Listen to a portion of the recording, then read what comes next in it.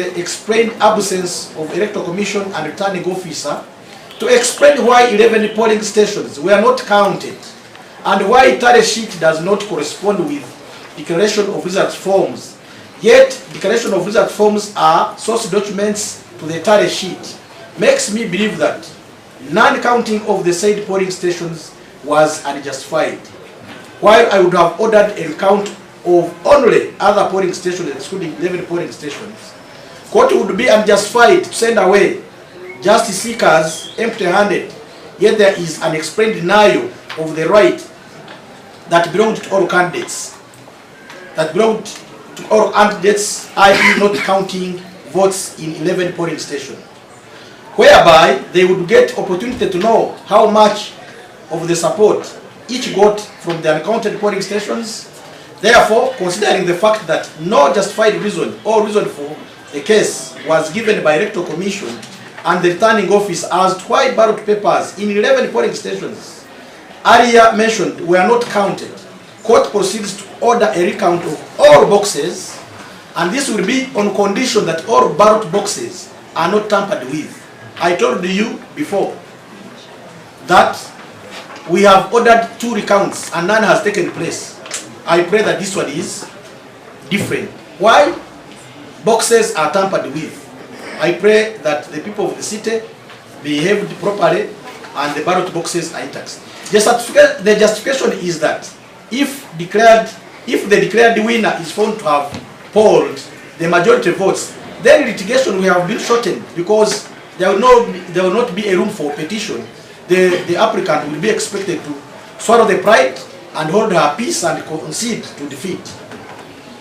In the sense that the applicant will surely know that she lost genuinely, and all other candidates, including the applicants and the respondents, plus the country and the world at large, would get opportunity to know the true will of the whole population of Masaka City when it came to elections of the woman member of parliament. Therefore, I proceed to order a recount, and I will not make any order ya ruling n'ebivuddemu ekisooka tubadde mu mata mukyala Namere Justin tuyasaba recount against okuli 15,000 bwe bamusinga nga Honorable Nalwa Rose amusinze. Tubadde mu mata bwezito nnyingi e Masaka wano wokka mbadde mu 3 across the country mbadde mu 12 naye ekibadde Masaka kirina ekifaananyi kirina okulaga eggwanga nti bannamateeka ekituleeta mu kooti n'ekigendererwa kya kooti kwekola ensonga nga zisinziira ku bujulizi n'amateeka. Mu application eno kuva yatandika twali tulaga kooti eno ensonga z'amateeka neza obujulizi obuli mu maaso gaayo. Tulowooza nti n'okwata ensala za kooti eno n'ozikomparinga ne kooti endala gye twabadde gewanakwedde ne Walale Kayunga, olaba nti wabaddewo ekizibu mu nsala za kooti ya wano. Kyekyo lwaki tusazeewo ensala zonna 3 n'ezo ezitagenze maaso kukyusa bululu okulira Honorable Sewungu Joseph Gonzaga, ensala yabadde mu kooti eno eya Nkeretanyi, n'ensala eya leero eya the Honorable Rose Nalubowa. Tusazeewo ng'ekibiina kya National Unity Platform tetugenda zikkiriza kusigala ku bitabo by'amateeka. Tetujja kuwakanya kweyo yokka gye tulowooza nti twamaliriza tuli bawanguzi. Engeri gye tuli nti ffe tulwanirira amazima, tulwanirira amateeka, ezo ensala zonna tufunye instructions okuva mu kibiina tuziwakanye nga tugenda kujulira mu kooti enkulu. Ekyerambise obulungi mu nsala zino nti bw'onaakwata ensala mu kusaba okw'emirundi eno kubadde mu kooti eno, omukumu kubadde kwa National Unity Platform, okulala kwa mirundi 3 kubadde kwa NRM. Bw'olaba principle oba n'omulamwa ogweyambisiddwa ng'ezo eza National Unity Platform salibwawo n'ogiteekako kakungunta ke kamu n'eyabadde n'eza NRM, olaba nti nno amateeka tegakoze eki tegabadde balanced.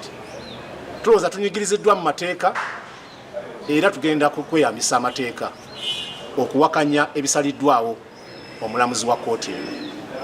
Ko tulowooza tebisaliddwawo mu mateeka era tugenda kuba tubuulira kkooti ejulirwamu nti ensala tezabadde ku mateeka, zabadde ku ndowooza ya mulamuzi, ate mu mateeka tekikkirizibwa. Omulamuzi tolina kubeera opinionated, olina kusinziira ku mateeka n'obujulizi obuli mu maaso ga kkooti. So tugenda okusinziira okubuulira kkooti enkulu n'abantu bonna nti ensala zaaleero zibadde Masaka tezibadde za mazima na bwenkanya, era tugenda kuziwakanya. Ki kye tulowooza? Ffe abamu tuli bannamateeka naye ate tuli bakulembeze mu kibiina ekitwala bannamateeka. Twongere okubuulira eggwanga nti eggwanga liri mu buwambe, ekitongole ekiramuzi kiri mu buwambe, ekitongole ekiramuzi kyegasse wamu ne gavumenti okulaba nti banyigiriza eddembe y'amateeka. Kyekyo lwaki olabanga ensala zikoonagana. So tugenda kulwanyisa ensonga eyo eyakuba nti nno ekitongole ekiramuzi tekyetengeredde. Tukirabye wano nga state machinery yonna eri Masaka. State machinery eri ku kkooti e Masaka, etwogera state machinery emaze ennaku 2 eri ku Tale Center. Ekisooka nja bakakasa siyinza kuba omu ku abo okuba netandika okuba mu recounts ayinza okwesiga ekiri ku Tale Center. Kyekyo waki ne bwe tunaavaayo ng'abawanguzi twagala tuwakanye enkola eno ew'emiwaatwa okubba akalulu nga tuyita mu kkooti. Akalulu kabbibwa mirundi mingi. Akalulu kasobola okubbibwa ku polling station, akalulu kasobola okubbibwa ku Tale Center. Kati mbabuulira akalulu kali mu kubbibwa nga kkooti ze zeeyambisibwa okukyusa okusalawo kw'abantu. Tugenda kiwakanya mu mateeka, tugenda kiwakanya mu byobufuzi. Kyekyo waki nfunye instructions okuva mu National Unity Platform tuwakanye ensala eno.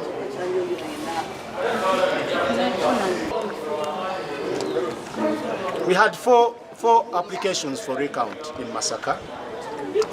3 applications were by members of the National Unity, were against positions of the National Unity Platform. And 1 was an application by the National Unity Platform. Out of the 4 applications, the court was very clear that besides the matters of law and fact, the answer is in the box. Across board, court held that let's go to the box so that we determine who the winner is, or to cement the win, if at all. That was the principle across board. When it reached the application of the National Unity Platform, then the principle changed. We have told the court that all matters that are being raised before it are not matters of recount. Matters of recount are not matters of an entire election. The decisions that have been made by court of recount in the entire constituency and now the entire city is unheard of in matters of recount. In matters of recount, an applicant has to be specific on the numbers and irregularities on specific polling stations. For example, that only barely less than 25 polling stations were under challenge in the matter of the city woman member of parliament of Masaka. But having produced arguments for barely 25 polling stations, and now we are getting a decision for recount in the entire city, says a lot about our continued complaint that the state has captured the judicial arm. We lack an independent arm of government. We cannot continue looking on, being taken as if it's a ritual. You appear in court, make legal arguments, then a judicial officer makes a decision on opinion. It is not acceptable under the law that a judicial officer becomes opinionated. The opinion being that if the answer is in the box, without being led there legally, the people should go to the box. I think that is wrong. It is against that background that we've received instructions from the National Unity Platform to challenge all the 3 decisions against us in Masaka, notwithstanding that 2 of them, a recount, aborted. Ours is not about the small wins, but the major win of ensuring that we have an independent judiciary, that we have a judiciary that does not look at color. So we are appealing against this decision by way of revision, among others. Unlike it was in the Kasvante case, we believe if court finds that the Chief Magistrate's Court was wrong in determining a recount, whatever the result, the same will be overturned to return the rightful winner, the Honorable Rose Nalubowa. That is our expectation. So we are going to challenge this decision.